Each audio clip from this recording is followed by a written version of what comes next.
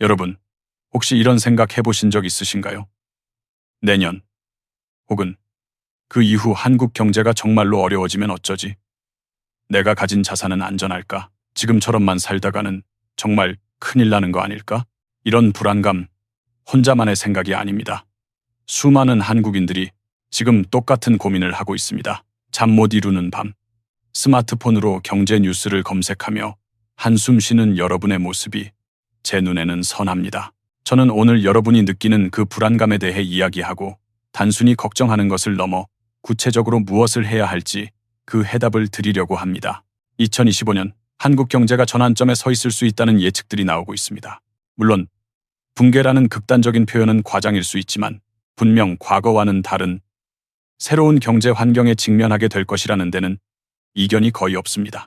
이 변화의 물결 속에서 여러분의 자산을 지키고 오히려 더 큰 기회를 만들 수 있는 3가지 핵심 행동을 알려드릴 겁니다. 이 영상은 단순히 경고를 던지는 것이 아니라 여러분의 미래를 위한 강력한 재정적 방패이자 공격 전략을 제시할 것입니다. 그러니 지금부터 단 한순간도 놓치지 마시고 집중해 주시길 바랍니다. 오늘날 한국 사회는 그 어느 때보다 복잡하고 예측 불가능한 경제 환경에 놓여 있습니다. 우리는 지금 고물가, 고금리, 그리고 전례 없는 가계부채 증가라는 삼중고에 시달리고 있습니다. 당장 마트에 가면 매일 오르는 장바구니 물가에 한숨이 절로 나오고 대출이자 고지서를 받아들면 등골이 오싹해지는 경험 다들 하고 계시죠? 주택시장은 불안정하고 전세 사기 같은 충격적인 사건들은 우리 사회의 신뢰 기반마저 흔들고 있습니다. 젊은 세대는 내 집 마련의 꿈을 접어야 할지도 모른다는 좌절감에 시달리고 은퇴를 앞둔 중장년층은 연금만으로는 부족할 노후를 걱정하며 불안해하고 있습니다. 게다가 인구 절벽이라는 거대한 사회적 변화는 한국 경제의 성장 동력을 위협하는 장기적인 리스크로 다가오고 있습니다. 이런 상황에서 우리는 과연 어떻게 우리의 재정을 지켜낼 수 있을까요? 이 영상은 바로 그 질문에 대한 실질적인 해답을 제공하기 위해 만들어졌습니다. 단순히 막연한 불안감을 부추기는 것이 아니라 현실을 직시하고 구체적인 행동 계획을 세울 수 있도록 돕는 것이 저의 목표입니다. 지금부터 우리가 직면한 문제들을 더 깊이 분석하고 그에 대한 명확한 해결책을 하나씩 제시해드리겠습니다. 현재 한국 경제를 둘러싼 주요 이슈들을 좀 더 깊이 있게 들여다보겠습니다. 먼저 글로벌 경제 상황은 우리에게 직접적인 영향을 미치고 있습니다. 미국 연방준비제도 FED의 금리 정책은 전 세계 금융시장의 방향을 좌우하는 가장 강력한 변수 중 하나입니다. 미국이 인플레이션을 잡기 위해 고금리 기조를 유지하거나 예상치 못하게 금리를 인상한다면 이는 한국을 포함한 신흥국 시장에서 자본 유출을 가속화시키고 원화 가치 하락과 물가 상승 압력을 더욱 키울 수 있습니다. 이렇게 되면 우리 기업들의 수출 경쟁력이 약화되고 수입 물가가 상승하여 가계의 부담은 더욱 커지게 됩니다. 또한 중국 경제의 둔화는 한국 경제에 직접적인 타격을 줄 수 있는 심각한 위협 요인입니다. 한국은 대중국 수출 의존도가 매우 높은 나라로 중국의 경기 침체는 우리 수출 기업들의 실적 악화로 이어지고 이는 다시 국내 생산과 고용에 부정적인 영향을 미칠 수밖에 없습니다. 부동산 시장의 불안정성, 지방정부 부채 문제, 청년 실업률 증가 등 중국 내부의 문제들이 언제든 한국 경제에 파급 효과를 일으킬 수 있다는 점을 간과해서는 안 됩니다. 국내적으로는 가계부채 문제가 심각한 수준에 도달해 있습니다. 한국은행 자료에 따르면 가계부채는 역대 최고 수준을 기록하며 경제의 뇌관으로 지목되고 있습니다. 특히 변동금리 대출 비중이 높아 금리 인상 시 취약차주들의 상환 부담이 급증할 수 있습니다. 이는 소비 위축으로 이어져 내수 경기 침체를 가속화시킬 수 있습니다. 부동산 시장의 불안정성 또한 큰 문제입니다. 한때 급등했던 주택 가격이 조정 국면에 접어들면서 영끌 대출로 집을 산 젊은 세대들은 역전세와 깡통 전세의 위험에 노출되어 있습니다. 이는 금융 시스템 전반의 불안정성을 야기할 수 있는 잠재적 위험 요인입니다. 고령화와 인구 감소는 한국 경제의 장기적인 성장 동력을 약화시키는 근본적인 문제입니다. 생산 가능 인구 감소는 노동력 부족과 소비 위축으로 이어지고 이는 잠재 성장률 하락을 불러올 수 있습니다. 연금 고갈 문제는 미래 세대의 재정 부담을 가중시키는 심각한 사회적 이슈입니다. 이러한 복합적인 요인들은 국내 주식시장의 변동성을 키우고 있습니다. KOSPI와 KOSDAQ 지수는 글로벌 경제 상황과 국내 경제 지표에 민감하게 반응하며 등락을 거듭하고 있습니다. 원 달러 환율 또한 글로벌 달러 강세와 국내 경제 상황에 따라 급변하며 기업과 개인의 환율 리스크를 증가시키고 있습니다. 이러한 상황들은 단순히 경제 뉴스의 헤드라인이 아니라 여러분의 투자 결정과 자산 관리에 직접적인 영향을 미치는 중요한 맥락입니다. 우리는 이러한 거시적 흐름을 정확히 이해하고 그에 맞는 현명한 재정 전략을 수립해야 합니다. 단순히 국내 시장에만 의존하는 투자는 리스크를 더욱 키울 수 있으며 불안정한 시기일수록 더욱 신중하고 분산된 접근 방식이 필요합니다. 지금부터는 이러한 위협 속에서 여러분의 자산을 지키고 성장시킬 수 있는 구체적인 3가지 행동에 대해 자세히 살펴보겠습니다. 그렇다면 이러한 불안정한 경제 상황 속에서 우리는 구체적으로 어떤 투자 옵션들을 고려해야 할까요? 그리고 그 옵션들이 가진 장단점은 무엇일까요? 저는 오늘 여러분께 3가지 핵심적인 행동 전략을 제시할 것입니다. 이 3가지 행동은 단순히 특정 자산에 투자하는 것을 넘어 여러분의 재정 전체를 견고하게 만들고 미래의 불확실성에 대비할 수 있는 근본적인 방법론을 담고 있습니다. 첫 번째 행동은 바로 글로벌 분산 투자와 핵심 자산 확보입니다. 한국 경제의 잠재적 위험에 대비하기 위해서는 국내 시장에만 국한된 투자를 넘어 전 세계적으로 안정적이고 성장 가능성이 높은 자산에 투자하는 것이 필수적입니다. 특히 미국 시장은 여전히 세계 경제의 중심축이며 혁신 기업들이 끊임없이 탄생하고 성장하는 곳입니다. S&P500 지수를 추종하는 ETF, 상장지수 펀드나 나스닥 100 지수 추종 ETF는 이러한 미국 시장의 성장에 효율적으로 참여할 수 있는 대표적인 방법입니다. S&P500 ETF의 장점은 명확합니다. 첫째, 탁월한 분산 효과입니다. 미국의 500대 우량 기업에 분산 투자함으로써 특정 기업의 리스크를 줄이고 시장 전체의 성장을 공유할 수 있습니다. 애플, 마이크로소프트, 아마존, 구글 등 세계를 선도하는 기업들에 자동으로 투자하게 되는 것이죠. 둘째, 역사적으로 검증된 수익률입니다. S&P500은 장기적으로 연평균 10% 내외의 수익률을 기록하며 인플레이션을 해지하고 자산을 증식시키는데 효과적인 수단임을 입증했습니다. 셋째, 낮은 운용 보수입니다. 패시브 펀드인 ETF는 액티브 펀드에 비해 운용 보수가 매우 낮아 장기 투자 시 비용 부담을 줄일 수 있습니다. 넷째, 높은 유동성입니다. 주식처럼 쉽게 사고 팔 수 있어 필요할 때 현금화하기 용이합니다. 하지만 단점도 존재합니다. 첫째, 환율 변동성 리스크입니다. 원화로 투자하지만 실제 자산은 달러로 운용되므로 원화 강세 시에는 환차손이 발생할 수 있습니다. 반대로 원화 약세 시에는 환차익을 얻을 수도 있어 양날의 검과 같습니다. 둘째, 미국 시장의 하락에 그대로 노출됩니다. 미국 경제가 침체되거나 주식시장이 큰 폭으로 하락하면 S&P500 ETF 역시 손실을 피할 수 없습니다. 셋째, 특정 섹터 쏠림 현상이 발생할 수 있습니다. 기술주 비중이 높은 편이라 기술주 전반의 조정이 오면 영향을 받을 수 있습니다. 그럼에도 불구하고 한국 경제의 불확실성이 커지는 시점에서는 미국 시장과 같은 글로벌 핵심 자산에 대한 투자는 포트폴리오의 안정성을 높이는 매우 중요한 전략이 됩니다. 두 번째 행동은 위기 대비 비상금 확보와 부채 관리 최적화입니다. 아무리 좋은 투자도 비상 상황에 대비되지 않으면 무용지물이 될 수 있습니다. 경제 위기 상황에서는 예상치 못한 실직, 사업 실패, 건강 문제 등 다양한 변수가 발생할 수 있습니다. 이러한 상황에 대비하기 위한 가장 기본적인 방패는 바로 비상금입니다. 최소 3개월에서 6개월치 생활비를 현금 또는 언제든 현금화할 수 있는 자산으로 보유해야 합니다. 예를 들어 CMA 종합자산관리계좌나 파킹통장처럼 이자가 붙으면서도 언제든 인출 가능한 상품에 넣어두는 것이 좋습니다. 비상금은 단순히 돈을 모아두는 것을 넘어 심리적인 안정감을 제공하고 급작스러운 상황에 휩쓸려 무리한 결정을 내리는 것을 방지해줍니다. 급하게 자산을 매도해야 하는 상황을 막아주어 손실을 최소화할 수 있게 돕는다는 것이죠. 부채 관리 또한 위기 상황에 대비하는 데 있어 매우 중요합니다. 고금리 시대에는 부채가 자산을 갉아먹는 주범이 됩니다. 특히 변동금리 대출 비중이 높다면 금리 인상 시 이자 부담이 눈덩이처럼 불어날 수 있습니다. 따라서 현재 가지고 있는 부채의 종류와 금리, 상환 계획을 면밀히 검토해야 합니다. 가능하다면 고금리 대출부터 우선적으로 상환하고 변동금리 대출을 고정금리 대출로 전환하는 것을 고려해 볼 수 있습니다. 대출 상환 계획을 세울 때는 단순히 원금과 이자를 갚는 것을 넘어 만약 소득이 줄어들거나 예상치 못한 지출이 발생했을 때도 감당할 수 있는 수준인지 냉정하게 평가해야 합니다. 부채를 줄이는 것은 단순히 재정적인 부담을 덜어주는 것을 넘어 경제적 자유를 향한 중요한 첫걸음이자 예상치 못한 위기 상황에서 여러분을 지켜줄 든든한 버팀목이 될 것입니다. 세 번째 행동은 개인 역량 강화 및 수입원 다각화입니다. 금융자산 투자만큼 중요한 것이 바로 인적 자본에 대한 투자입니다. 경제 위기는 종종 산업 구조의 변화와 고용시장의 재편을 동반합니다.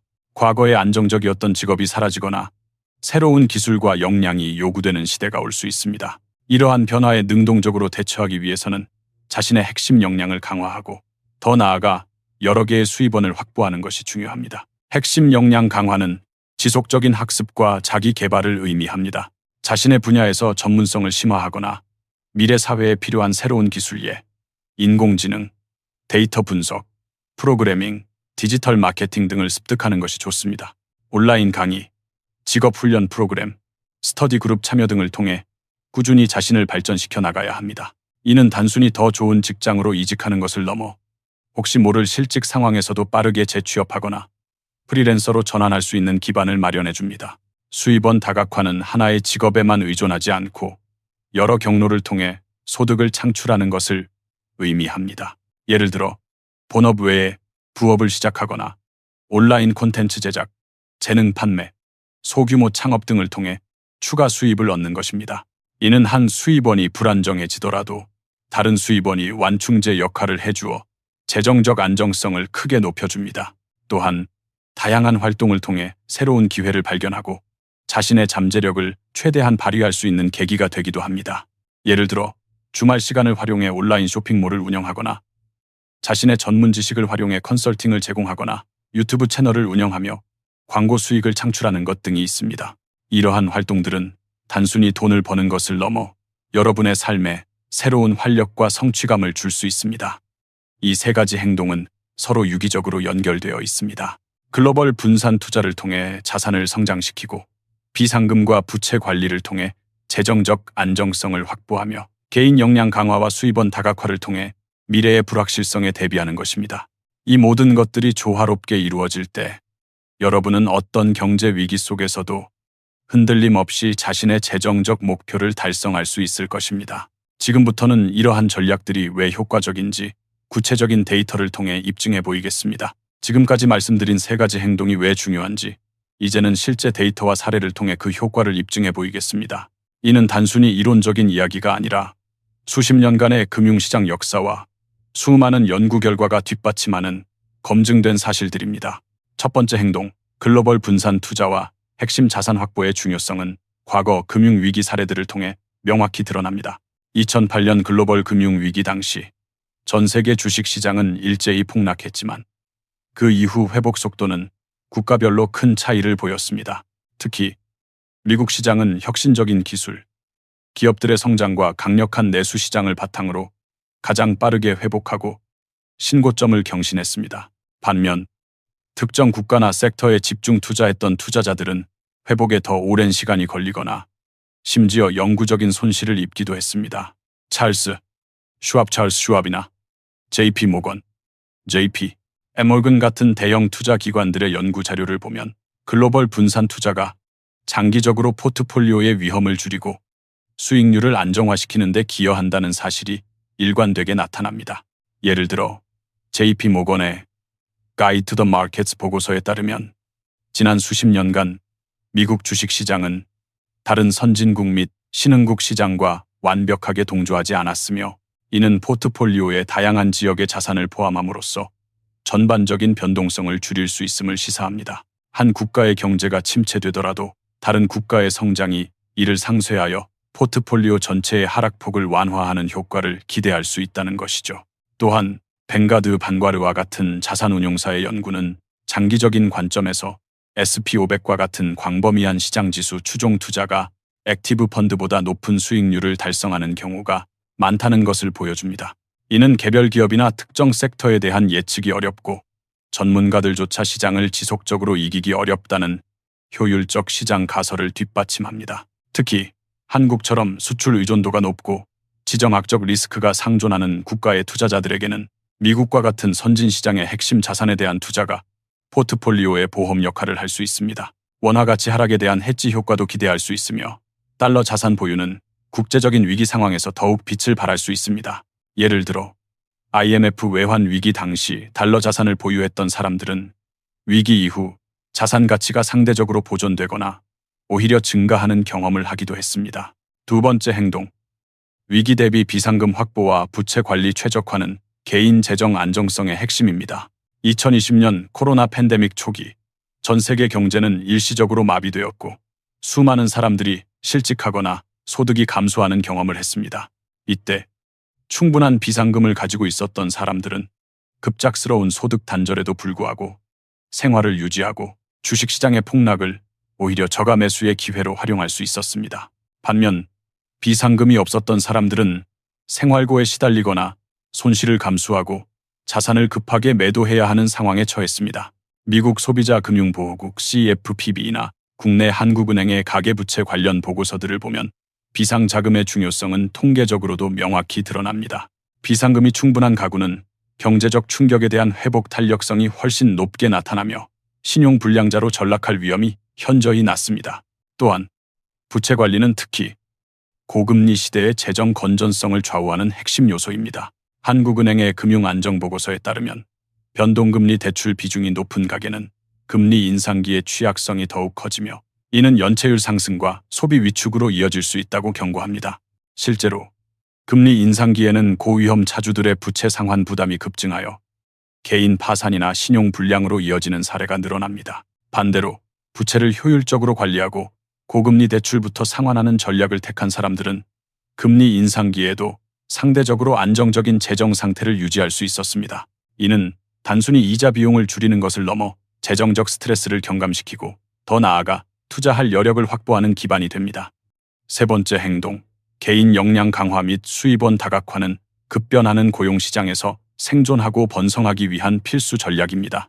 세계경제포럼 WE의 미래 직업 보고서 Future of Jobs Reports에 따르면 인공지능과 자동화 기술의 발전으로 인해 향후 몇 년 안에 수많은 직업이 사라지거나 크게 변화할 것으로 예측됩니다. 동시에 새로운 기술과 역량을 요구하는 직업들이 새롭게 등장할 것이라고 합니다. 이러한 변화의 물결 속에서 자신의 역량을 끊임없이 개발하고 새로운 기술을 습득하는 것은 단순히 현재 직업을 유지하는 것을 넘어 더 나은 기회를 포착하고 미래의 불확실성에 대비하는 가장 확실한 방법입니다. 실제로 링크드인이나 사람인 같은 구직 플랫폼의 데이터는 특정 기술의 데이터 과학, AI, ML, 클라우드 컴퓨팅, 디지털 마케팅에 대한 수요가 폭발적으로 증가하고 있음을 보여줍니다. 이러한 기술을 보유한 인력은 경제 상황이 어려워도 상대적으로 높은 고용 안정성과 더 좋은 보상을 받을 가능성이 큽니다. 또한 수입원 다각화는 경제적 충격에 대한 개인의 회복력을 극대화하는 전략입니다. 퓨 리서치 센터의 연구에 따르면 여러 수입원을 가진 가구는 단일 수입원에 의존하는 가구보다 경제적 안정성이 높고 예상치 못한 소득 감소에 더 잘 대처하는 경향이 있습니다. 예를 들어 본업 외에 프리랜서 활동, 온라인 강의, 소규모 사업 등을 통해 추가 수입을 얻는 사람들은 본업에서 문제가 발생하더라도 생활을 유지할 수 있는 버팀목을 가질 수 있습니다. 이는 단순히 소득을 늘리는 것을 넘어 삶의 질을 향상시키고 더 많은 기회를 탐색할 수 있는 자유를 제공합니다. 이처럼 글로벌 분산 투자, 비상금 확보 및 부채 관리, 그리고 개인 역량 강화 및 수입원 다각화는 각각의 영역에서 강력한 효과를 발휘하며 서로 시너지를 내어 여러분의 재정적 미래를 더욱 견고하게 만들어줄 것입니다. 이 모든 전략은 막연한 희망이 아니라 수많은 데이터와 역사적 사례를 통해 그 유효성이 입증된 실질적인 방안들입니다. 이제 투자와 재정 관리에 있어서 우리가 간과하기 쉬운, 하지만 수익률에 결정적인 영향을 미치는 요인인 세금과 비용에 대해 자세히 알아보겠습니다. 아무리 좋은 투자 상품이라도 세금과 수수료를 제대로 이해하지 못하면 기대했던 수익률과는 거리가 멀어질 수 있습니다. 특히 오늘 제시한 세 가지 행동 전략 각각에 대해 세금과 비용 측면에서 어떻게 접근해야 하는지 상세히 설명해 드리겠습니다. 첫 번째 행동인 글로벌 분산 투자와 핵심 자산 확보, 즉 해외 ETF 투자 시 발생하는 세금과 비용은 다음과 같습니다. 가장 중요한 것은 양도소득세입니다. 해외 주식이나 ETF를 매도하여 이익을 얻었을 경우 연간 250만 원까지는 기본 공제되며 이를 초과하는 금액에 대해서는 22% 지방소득세 포함의 양도소득세가 부과됩니다. 이는 국내 주식 양도소득세와는 별도로 과세되며 다음 해 5월에 확정신고 및 납부해야 합니다. 예를 들어 1,000만 원의 수익을 얻었다면 250만 원을 공제한 750만 원에 대해 22%인 165만 원을 세금으로 내야 하는 것이죠. 이 세금은 매년 수익이 발생할 때마다 계산되므로 장기적으로 복리 효과를 저해할 수 있는 요소가 됩니다. 하지만 국내 주식 투자 시 대주주 요건이 강화되거나 상속세, 증여세 부담이 커지는 상황을 고려하면 해외 주식 투자는 세금 측면에서 오히려 유리할 수 있는 측면도 있습니다. 다음은 배당소득세입니다. 해외 ETF 중 배당을 지급하는 상품의 경우 배당금에 대해 현지에서 원천 징수세가 부과됩니다. 예를 들어 미국 주식이나 ETF의 경우 15%의 배당소득세가 원천 징수됩니다. 그리고 국내에서도 배당소득에 대해 4%의 세금이 부과되지만 한미조세 협정에 따라 이중과세를 방지하기 위한 외국 납부세액공제 제도가 적용됩니다. 즉, 현지에서 낸 세금만큼 국내에서 공제받을 수 있습니다. 다만 배당소득이 연간 2천만 원을 초과할 경우 금융소득종합과세 대상이 되어 다른 소득과 합산하여 누진세율이 적용될 수 있습니다. 이 점은 고액 자산가들에게 중요한 고려사항입니다. 비용 측면에서는 환전 수수료와 거래 수수료, 그리고 운용 보수가 있습니다. 해외 주식이나 ETF를 매수하기 위해서는 원화를 달러로 환전해야 하는데 이때 환전 수수료가 발생합니다. 증권사별로 다르지만 보통 환율 스프레드의 형태로 부과됩니다. 우대 환율을 적용받을 수 있는 증권사를 이용하거나 환율이 유리할 때 미리 환전해 두는 전략을 통해 비용을 절감할 수 있습니다. 거래 수수료는 국내 주식과 마찬가지로 매수 매도 시 증권사에 지불하는 수수료입니다. 이 또한 증권사별로 차이가 있으므로 수수료가 낮은 증권사를 선택하는 것이 좋습니다. 마지막으로 ETF의 운용 보수, DER, Total Expense Ratio는 매우 중요합니다. 이는 ETF 자산에서 매년 자동으로 차감되는 비용으로 0.1% 미만의 저렴한 상품부터 0.5% 이상인 상품까지 다양합니다. 장기 투자 시에는 이 운용 보수 차이가 수익률에 큰 영향을 미치므로 반드시 확인하고 낮은 운용 보수를 가진 상품을 선택하는 것이 현명합니다. 예를 들어 연 0.03%의 운용 보수를 가진 SP500 ETF와 연 0.3%의 운용 보수를 가진 ETF는 30년 후 복리 효과로 인해 엄청난 수익률 차이를 만들어낼 수 있습니다.